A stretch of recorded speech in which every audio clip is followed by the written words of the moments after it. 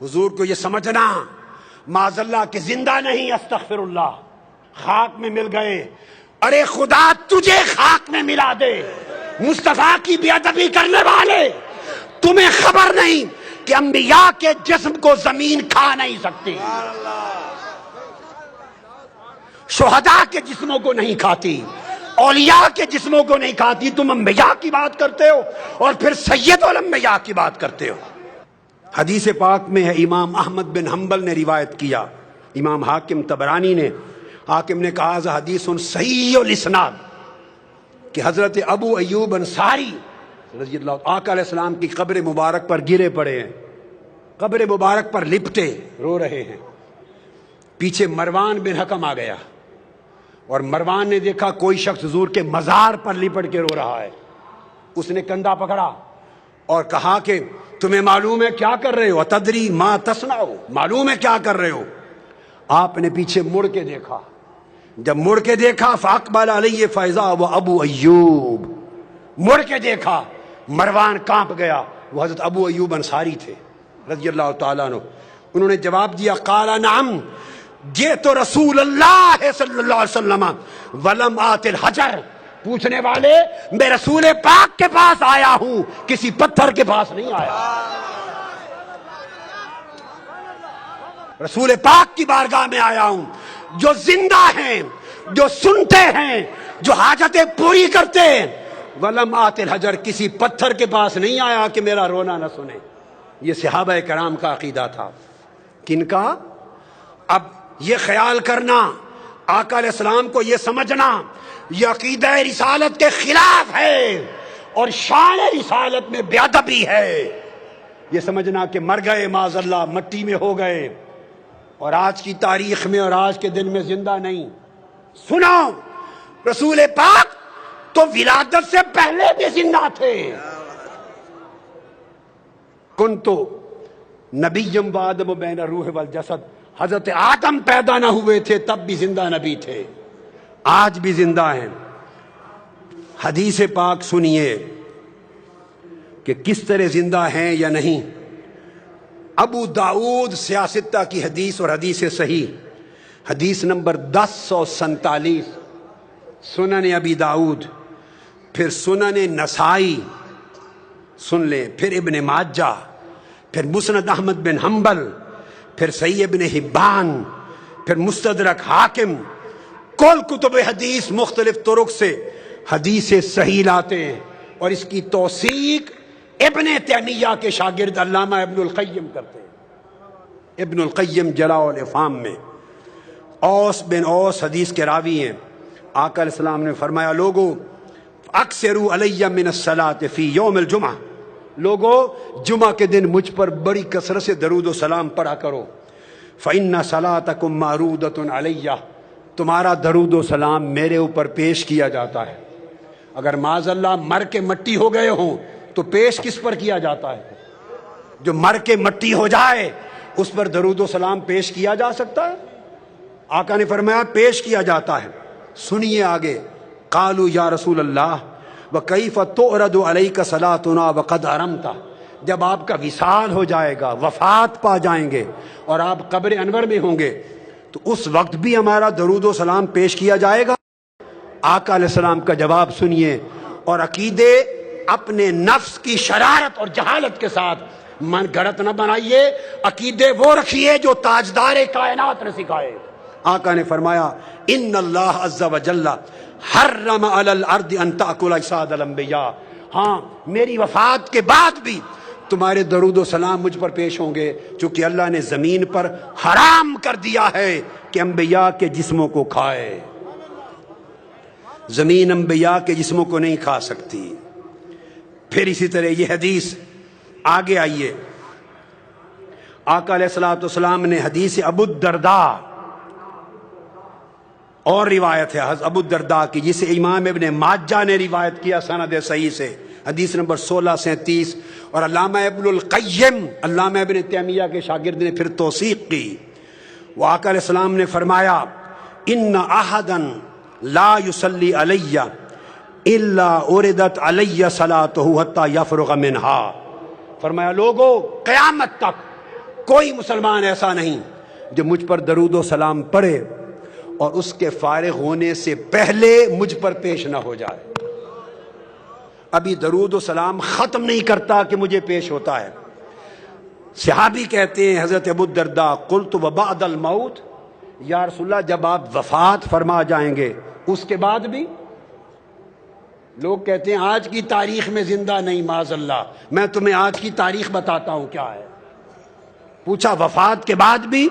آقا نے فرمایا قال ان اللہ حرم علی الارض ان تاکل اجساد الانبیاء فنبی اللہ حی یرزق. فرمایا ہاں وفات کے بعد بھی اللہ کے نبی پر زمین پر حرام کر دیا ہے کہ اللہ کے نبی کے جسم کو کھائے. اللہ کا نبی قبر میں زندہ ہوتا ہے، اسے قیامت تک رزق دیا جاتا ہے. اور پھر آقا علیہ السلام نے فرمایا، حضرت حسن بن علی ابن ابی طالب روایت کرتے ہیں، امام ابو یعلا سند صحیح کے ساتھ راوی ہیں، آقا علیہ السلام نے فرمایا لوگو صلو علیہ وسلمو، مجھ پر کثرت سے درود بھی پڑھا کرو اور سلام بھی. فإن صلاتکم وسلامکم یبلغنی اینما کنتم. ایک تو تھا کہ فرشتے پہنچاتے ہیں، نہیں یہ دوسری بات فرمائی.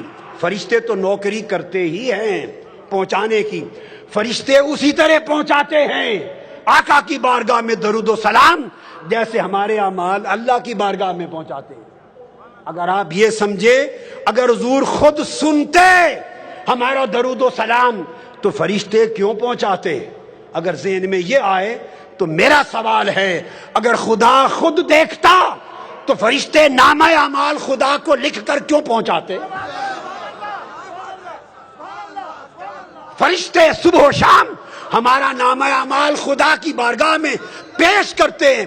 اس پیش کرنے سے اگر علم خدا کی نفی نہیں ہوتی تو جو فرشتے درود و سلام پیش کرتے ہیں اس سے علم مصطفیٰ کی نفی نہیں ہوتی. آقا علیہ السلام نے فرمایا مجھ پر درود و سلام کی کثرت کرو، اس لیے کہ تمہارا درود اور تمہارا سلام خود پہنچتا ہے مجھ پر جہاں بھی ہوتے ہو.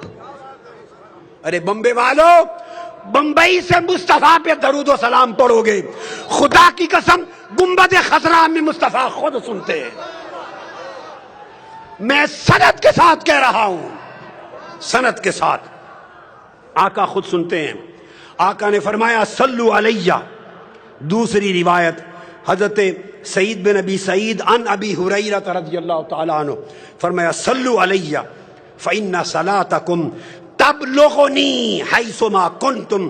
کثرت سے درود پڑھو، تم جہاں بھی ہو کائنات کے جس گوشے میں تمہارا درود ڈائریکٹلی مجھے پہنچتا ہے، براہ راست پہنچتا ہے.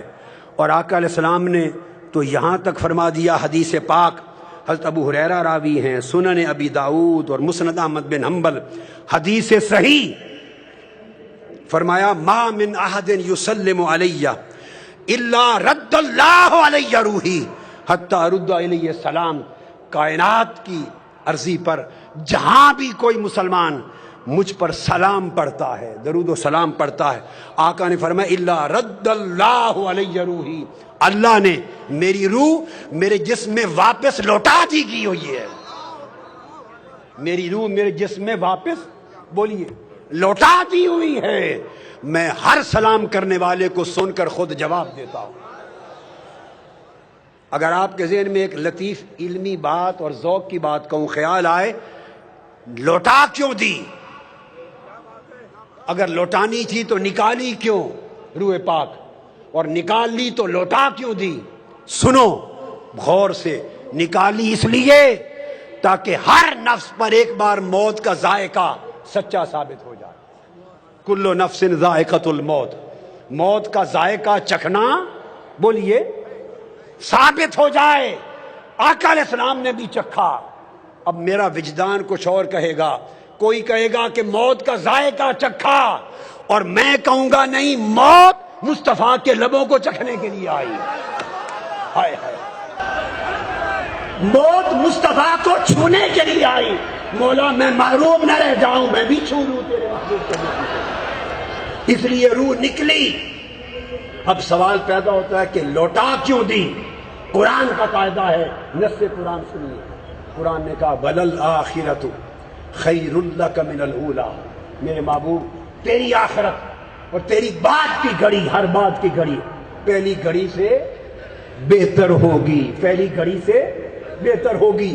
مصطفیٰ کا جسم ہر بات کی گھڑی میں پہلی گھڑی سے بہتر مقام پر ہوگا، اور آقا علیہ السلام کی روح ہر بات کی گھڑی میں پہلی گھڑی سے بہتر ہوگی۔ جب روح جسم پاک سے نکل گئی، ذائقہ موت وارد ہو گیا۔ اب میں وجدانی بات کر رہا ہوں، ایسے لگتا ہے کہ جیسے روح کو جنتوں کو پیش کیا گیا ہوگا۔ روح مصطفیٰ جس مقام کو چاہے چن لے، روح بولی ہوگی میرے مولا تیرا وعدہ ہے کہ بعد کی گھڑی پہلی گھڑی سے بہتر ہوگی۔ میں 63 سال تک مصطفیٰ کے جسم میں رہتی رہی ہوں، 63 سال میں جسم مصطفیٰ میں رہی ہوں۔ تیرا وعدہ ہے کہ اب اس سے بہتر جگہ پہ جاؤں گی۔ اگر تیری کائنات میں مصطفیٰ کے جسم سے بہتر کوئی جگہ ہے تو وہاں بھیج دے، اور اگر جسم مصطفیٰ سے بہتر کوئی جگہ نہیں تو واپس لوٹا دے۔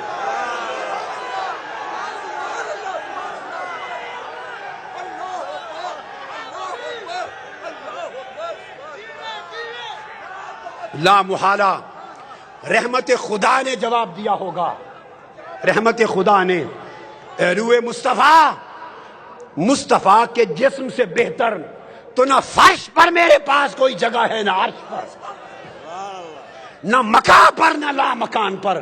مصطفیٰ کے جسم سے تو اعلیٰ جگہ نہیں۔ روح نے عرض کیا ہوگا باری تعالیٰ اگر جسم مصطفیٰ سے بہتر جگہ نہیں تو واپس لوٹا دے۔ حکم ہوا ہے روح مصطفیٰ پلٹ جا اور قیامت تک مصطفیٰ کے جسم میں رہے۔ اس لیے حضور جسمانی طور پہ بھی زندہ ہیں اور روحانی طور پر بھی زندہ ہیں۔